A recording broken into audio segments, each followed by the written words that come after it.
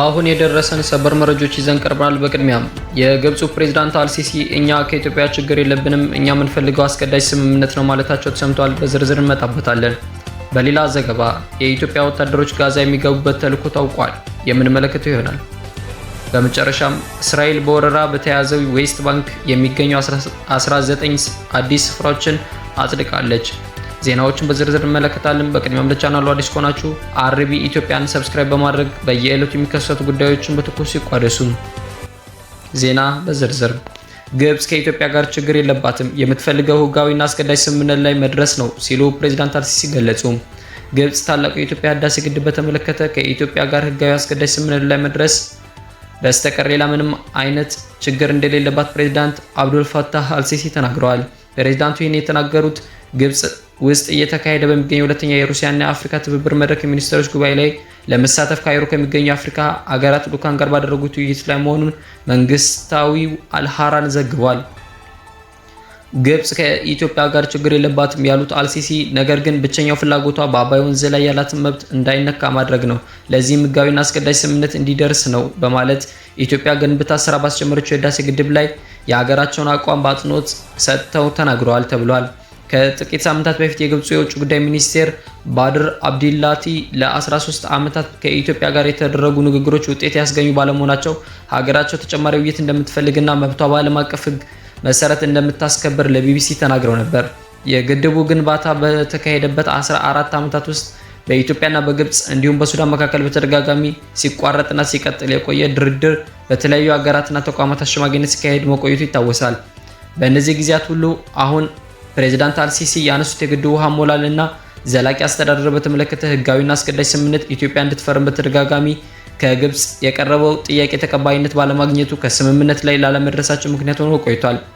ግብጽ የምትጠይቀው ታሪካዊ የአባይ ውሃ ድርሻዋን በተመለከተ ኢትዮጵያ ባልተካተተችበትና ምንም ድርሻ ባልነበራት ኢፍትሐዊ ባለችው የቀኝ ግዛት ዘመን ስምምነት እንደማትገዛ በመግለጽ ውድቅ አድርጋለች። የኢትዮጵያ ወንዝ ከ85 በመቶ በላይ ውሃን የሚያስገኘው ከኢትዮጵያ ሲሆን የወንዙን አብዛኛው ውሃ የምትጠቀመው ግብጽ በኢትዮጵያ የተገነባውን ብቸኛ የውሃ ምንጭ መጠን ያሳጠኛል የሚል ስጋት ፈጥሮባታል። ግብጽ በአውሮፓውያኑ በ1959 የተፈረመውና አብዛኛው የወንዙ ውሃ ድርሻ የሚሰጣትን የቅኝ ግዛት ስምምነት በመጥቀስ የወንዙን ውሃ ሙሉ በሙሉ በበላይነት ለብቻዋ የመጠቀም ፍላጎት አላት በማለት ኢትዮጵያዊን ሁኔታ መለወጥ እንዳለባት ስትከራከር ቆይታለች። ኢትዮጵያ በአባይ ወንዝ ላይ ያላትን ድርሻ ባረጋገጠ መልኩ ፍትሐዊና ምክንያታዊ አጠቃቀም ላይ ስምምነት እንዲደረስ እና ታላቁ የህዳሴ ግድብ የግብፅን የውሃ ደህንነት ላይ አደጋ የሚጥል አይደለም ስትል በተደጋጋሚ ገልጻለች። ፕሬዝዳንት አልሲሲ ከአፍሪካ ሀገራት ተወካዮች ጋር ቅዳሜ ዕለት ባደረጉት ውይይት ላይ ግብጽ በሌሎች ሀገራት የውስጥ ጉዳይ ውስጥ ጣልቃ አለመግባትና አለመረጋጋት በማስወገድ በኩል ያላት ፖሊሲ ወጥና ጽኑ ነው ማለታቸውን ከጽህፈት ቤታቸው የወጣ መግለጫ አመላክቷል። የኢትዮጵያ ውጭ ጉዳይ ሚኒስቴር በቅርቡ ባወጣው ጠንካራ መግለጫ ግብጽ የአፍሪካ ቀንድን ለማተራመስ ጥረት እያደረገች ነው በማለት ከሷል። የዚህ ዋነኛ ትኩረት ኢትዮጵያ እንደሆነችና በአጠቃላይ ቀጠናውን የማናጋት ፍላጎት አለ ብለዋል። በተጨማሪም ከቅርብ ጊዜያት ወዲህ በኢትዮጵያ መንግስት የመገናኛ ብዙሃን የሚቀርቡ ዘገባዎችና ውይይቶች ላይ በተለያዩ የሀገሪቱ ክፍሎች የሚንቀሳቀሱ ታጣቂ ቡድኖችና ትጥቅና ድጋፍ ከግብጽ እንደሚያገኙ የሚገልጹ ክሶች በተደጋጋሚ ይደመጣሉ። ፕሬዝዳንት አልሲሲ በተጨማሪም ሀገራቸው ከኢትዮጵያ ጋር ልዩነት ቢኖራትም አለመግባባቶች በውይይትና በፖለቲካዊ መፍትሄዎች በመፈታት ሰላም መስፈን አለባቸው በሚል አቋም ግብጽ ማስፈራሪያዎችን ሰንዝራ አታውቅም ሲሉ ተናግረዋል። ነገር ግን ፕሬዝዳንቱ የውጭ ጉዳይ ሚኒስቴሩና ሌሎች የግብጽ ባለስልጣናት ህዳሴ ግድብ መጠናቀቅን ተከትሎ የሀገራቸውን ጥቅምና የውሃ ደህንነት ለማስከበር አስፈላጊ ሁሉ እርምጃ እንደሚወስዱ በተለያዩ አጋጣሚዎች በተደጋጋሚ ሲናገሩ ተደምጠዋል። የእነዚህን የግብጽ ባለስልጣናት ንግግር ተከትሎ የኢትዮጵያ ውጭ ጉዳይ ሚኒስቴር ባወጣው መግለጫ ላይ ግብጽ ከንግግር ይልቅ ግጭትን ለማስፋፋት ግልጽ ጸብ አጫሪ ንግግሯን እያጠናከረች ነው በማለት በዓለም አቀፍ ማህበረሰብ ይህንን ድርጊት እንዲወገዝ ጠይቋል። ግብጽ የውሃ ደህንነቴና ብሔራዊ ጥቅሜ ላይ አደጋን ደቅኗል ባለችው የኢትዮጵያ ህዳሴ ግድብ ላይ ከኢትዮጵያ ጋር ስምምነት ላይ በመድረስ ፍላጎቷን የሚያስጠብቅ ህጋዊና ኢትዮጵያን ግዴታ ውስጥ የሚያስገባ እንዲሆን ትፈልጋለች። ኢትዮጵያ ግን እንዲህ ያለውን ስምምነት ሉዓላዊነቷንና ጥቅሟን አሳልፎ የሚሰጥ መሆኑን በመጥቀስ በተደጋጋሚ ውድቅ ስታደርገው ቆይታለች። ፕሬዝዳንት አልሲሲ የህዳሴ ግድብ ጉዳይ ከዚህ ቀደም ወደ አፍሪካ ህብረት፣ የተባበሩት መንግስታት፣ አረብ ሊግ፣ የአውሮፓ ህብረት፣ አሜሪካ እንዲሁም ሌሎች ሀገራት ዘንድ በመውሰድ በኢትዮጵያ ላይ ግፊት ለማሳደር ሲሞክሩ ቆይተዋል።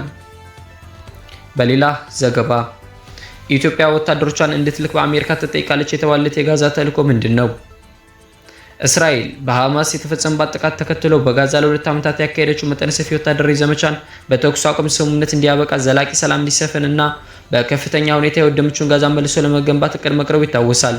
በአሜሪካ ፕሬዝዳንት ዶናልድ ትራምፕ የቀረበውና በተባበሩት መንግስታት የጸጥታው ምክር ቤት ተቀባይነት ያገኘው ባለ 20 ነጥብ የሰላም እቅድ ከጥቅምት መጀመሪያ አንስቶ ተግባራዊ በመሆኑ በጋዛ የሚካሄደው ጥቃት ጋብ ብሏል። በሰላም እቅዱ በጋዛ ውስጥ የደህንነት ጥበቃ የሚያደርግ እና የተኩስ አቁሙ ስምምነቱን የሚቆጣጠር ዓለም አቀፍ አረጋጊ ኃይል ተቋቁሞ እንደሚሰራ ተጠቅሷል። ትራምፕ ያቀረቡት 20 ነጥብ በያዘው የሰላም እቅድ ውስጥ 15ኛ ተራ ቁጥር ላይ የሰፈረው ሀሳብ አሜሪካ ከአረብና ከዓለም አቀፍ አጋሮች ጋር በመስራት ጊዜያዊ ዓለም አቀፍ አረጋጊ ኃይል በማዋቀር በአስቸኳይ ጋዛ ውስጥ እንዲሰማራ ያደርጋል ይላል። ይህ ኃይል ከዮርዳኖስና ከግብጽ ጋር በመመካከር በጋዛ ውስጥ የሚሰማራውን የፖሊስ ኃይል አባላት አጣርቶ በመመልመል ስልጠና ይሰጣል። በጥምረትም ከግብጽና ከእስራኤል ጋር በመሆን የድንበር አካባቢ ደህንነት የመጠበቅ ኃላፊነት ይሰጠዋል። እንዲሁም ጋዛ ሰርጥን ከወታደራዊ እንቅስቃሴዎች ነጻ ማድረግ፣ ሐማስን ትጥቅ ማስፈታት እንዲሁም በጣም አስፈላጊ የሆነው የሰብአዊ እርዳታ አቅርቦት የተሳካ እንዲሁም ማመቻቸት የሚሰማራው ኃይል ኃላፊነት እንደሚሆን ተነግሯል። ነገር ግን በእቅዱ መሰረት እስራኤል ወታደሮቿን በማስወጣት ጋዛን ለሚሰማራ ኃይል ስታስረክብ ሐማስም ትጥቁን መፍታት ይጠበቅበታል። ትጥቅ ማስፈታት ሁኔታ በምን ያህል መጠንና እንዴት ይከናወናል የሚለው ገና በውል ያልተለየለት ጉዳይ መሆኑ ሪፖርቶች ያመለክታሉ። የፕሬዝዳንቱን እቅድ ለማስፈጸም ዋነኛው ኃላፊነት ያለባቸው የውጭ ጉዳይ ሚኒስቴር ማርኮ ሩቢዮ ባለፈው ሳምንት እንደተናገሩት በቅርብ ጊዜ ውስጥ ዓለም አቀፍ ሰላም አስከባሪ ተሰባስቦ ስራውን የሚጀምርበት ሁኔታ እንደሚመቻች አመላክተዋል። በሁለቱ ወገኖች ተቀባይነት ያላቸው በርካታ ሀገራት ፈቃደኛ በመሆን የአረጋጊ ኃይል አካል ለመሆን ፈቃደኛ እንደሚሆን በጣም እርግጠኛ ነው ሲሉ ሩቢዮ ለጋዜጠኞች ተናግሯል። ወደ ጋዛ ወታደሮችን ማሰማራት በጋዛ የ2 ዓመት ጦርነትን ያስቆሙ ስምምነት ሁለተኛው ምዕራፍ የሆነው አረጋጊ ኃይል ስምሪት በአዲሱ የአውሮፓውያን ዓመት መጀመሪያ ላይ እውን እንዲሆን የአሜሪካ ከፍተኛ ባለስልጣናት ጥረት እያደረጉ ነው። እነዚህ ወታደሮች በማሰማራት ህግ አስከባሪ መኮንኖች፣ የገንዘብ የአቅርቦት ድጋፍ፣ ፍልስጤማውያን ፖሊስ መኮንኖች ማሰልጠን፣ መደገፍ ናቸው። እቅዱን እየመራች ያለችው አሜሪካ ከተለያዩ ሀገራት የተውጣጡ ወደ 10,000 የሚደርሱ ህብረ ብሔራዊ ወታደሮች በቀጣዩ የአውሮፓውያን ዓመት አሰባስባ ለማሰማራት ትሻለች። ነገር ግን ከ8,000 የሚልቁ ወታደሮች ማግኘት አትችልም በማለት ጥርጣሬያቸው ይገልጻሉ። በጋዛ ውስጥ ለሚሰማራ ኃይል አስተዋጽኦ ለማበረከት ፍላጎት ያሳዩት 19 ሀገራት መካከል አብዛኞቹ በቁሳቁስ በአቅርቦትና በትራንስፖርት ዙሪያ ለመሳተፍ የወሰኑ ሲሆን ወታደሮች በመላኩ በኩል ግን በተጨባጭ የተባለ ነገር የለም። ሳውዲ አረቢያ እና የተባበሩት አረብ ኤሚሬት ጨምሮ በርካታ የመካከለኛው ምስራቅ መንግስት እና የአሜሪካ ወዳጆች ለሚሰማራ ኃይል የሚያስፈልገውን ገንዘብ ለማሰባሰብ እየሰሩ መሆናቸው ተነግሯል። አሜሪካ ሰላም አስከባሪ ለማሰባሰብ የተጣደፈች ባለችበት ሁኔታ የሐማስ ትጥቅ መፍታት ጉዳይ አስቸኳይ ግልጽ ያለ ውሳኔና ስምምነት ላይ ካልተደረሰ የታሰበው የጋዛ አረጋጊ ኃይል ስምሪትን ከማደናቀፍ አልፎ ሌላ ዙር ግጭት እንዳይቀሰቀስ ይሰጋል። ነገር ግን የሩቅ ምስራቁ ሀገር ኢንዶኔዥያ በጤናና በመልሶ ግንባታ ውስጥ የሚሳተፉ እስከ 20,000 የሚደርሱ ወታደሮችን ለማዋጣት ፈቃደኛ በመሆን ቀዳሚ ሀገር ሆናለች። በተመሳሳይ አውሮፓዊቷ ጣሊያን ለጋዛ ሰላም ወታደሮች እንደምትልክ የእስራኤሉ ሃርቲዝ ጋዜጣ ዘግቧል። ቱርክ ወታደሮቿን ለማሳተፍ ፍላጎት እንዳላት ብትገልጽም በጋዛ ጦርነት ወቅት በነበራት አቋም ምክንያት እስራኤል ተሳትፏን አልተቀበለችውም። እንዲሁም የቱርክ ወዳጅ የሆነችው አዘርባይጃን ከመነሻው ፈቃደኝነቷን ገልጻ የነበር ቢሆንም ሀሳቧን ለመቀየር እያንገዳገደች መሆኗን አንዳንድ ሪፖርቶች እየጠቆሙ ነው።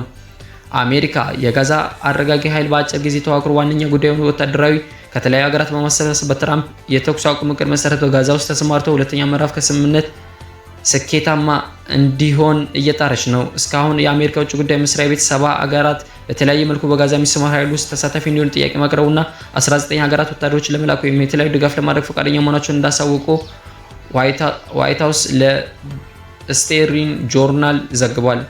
ከተለያዩ የዓለም ክፍሎች በዚህ መልኩ እንዲሳተፉ የተጠየቁ ሀገራት መካከል ከአፍሪካ 3 ሀገራት ስም ተጠቅሷል። የጋዛ ተጎራባች እና የተኩስ አቁም እንዲደረስ ጉልህ ሚና የነበራት ግብጽ ዋነኛ ስትሆን በምን መልኩ እንደምትሳተፍ አይገለጽም። ሞሮኮም ያለችበት ሲሆን ኢትዮጵያ ደግሞ ወታደሮችን እንድትልክ ተጠይቃለች ተብሏል።